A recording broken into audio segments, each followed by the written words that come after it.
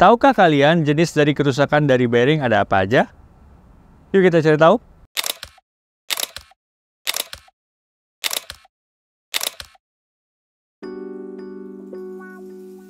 Halo sobat, welcome back to Asian Bearindo YouTube channel. Zulfikar here. Jadi kali ini kita bakal ngebahas tentang jenis kerusakan yang sering terjadi pada bearing. So, tanpa berlama-lama lagi, langsung aja kita bahas. Abrasi atau aus. Masuknya kotoran dan pasir ke dalam bearing dapat menyebabkan keausan dini pada bearing karena kotoran tersebut akan menyebabkan permukaan dari bearing menjadi kasar. Galling. Galling adalah keausan yang terdapat pada permukaan bearing dengan beberapa lubang kecil. Galling biasanya disebabkan oleh kurangnya pelumasan pada bearing. Spalling. Spalling adalah keretakan yang terjadi pada permukaan bola atau roller. Spalling biasanya terjadi karena adanya beban yang berlebihan dan ketidaksesuaian bahan bearing dengan kondisi operasional dalam penggunaan. Discoloration. Discoloration adalah permukaan bearing yang mengalami perubahan warna karena panas. Discoloration mungkin terjadi karena kurangnya pelumasan.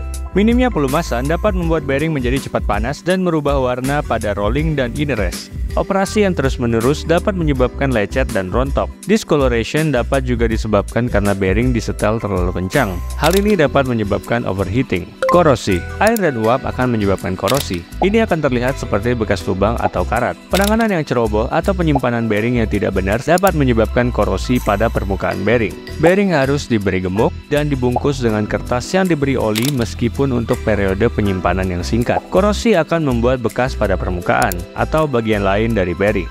Pitting. Pitting adalah permukaan bearing yang berlubang-lubang. Ini merupakan korosi lanjutan yang disebabkan oleh air atau kelembapan. Crack race. Crack race adalah di mana inner race bearing dapat mengalami keretakan jika terlalu kencang pada shaftnya dan outer race dapat retak jika terlalu kencang pada housing yang terdapat pada bearing.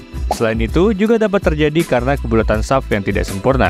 Threading. Threading merupakan tanda pengikisan yang disebabkan oleh pergesekan. Umumnya terjadi ketika bearing terlalu longgar pada dudukan atau shaftnya. Threading biasanya juga terjadi dalam aplikasi yang membutuhkan presisi tinggi. Brinelling. Brinelling adalah deformasi permanen pada permukaan bearing yang disebabkan oleh bearing yang kelebihan beban atau salah dalam pemasangan, yaitu timbulnya lekukan-lekukan lubang pada raceway. White etching cracks. White etching cracks adalah retakan putih yang muncul pada area tertentu di dalam bearing. White etching cracks biasanya disebabkan oleh faktor beban yang berubah-ubah atau thermal. Permukaan yang berlubang-lubang pada bearing. Hal ini disebabkan karena logam terlalu tertekan yang disebut sebagai kelelahan logam atau metal fatigue. Ini bisa disebabkan oleh penyetelan yang terlalu longgar yang membuat dampak atau beban kejut pada permukaan bearing. Kelebihan pada beban bearing adalah kemungkinan penyebab lainnya. Lalu, bagaimana agar jenis-jenis kerusakan pada bearing ini bisa kita intervensi? Setiap jenis kerusakan memiliki karakteristiknya sendiri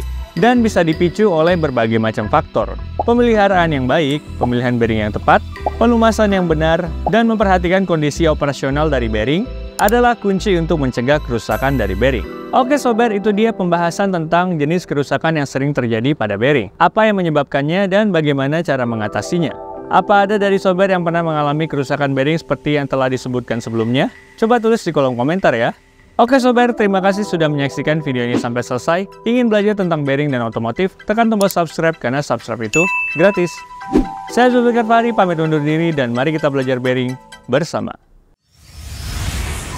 ASEAN Bearindo, key to sustainable rotation.